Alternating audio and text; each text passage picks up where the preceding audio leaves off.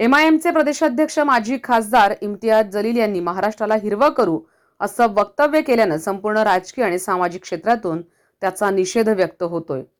धुळे शहराचे आमदार अनुप अग्रवाल यांनी इम्तियाज जलील यांचा समाचार घेतलाय।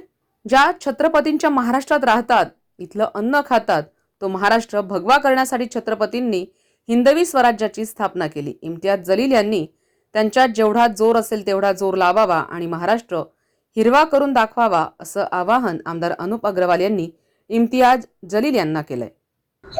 अरे जलील माणसा, ज्या छत्रपतींच्या राज्यात राहतो, ज्या छत्रपतींच्या मातीत तुझं घर आहे, ज्या छत्रपतीच्या मातीत जे अनाज उगतं ते तू खातो, ज्या छत्रपतींनी या महाराष्ट्रातलाच नव्हे तर या देशाला भगवा करण्यासाठी हिंदवी स्वराज्याची स्थापना केली, त्या राज्यातून तू आम्हाला सांगतो का हिरवं करू?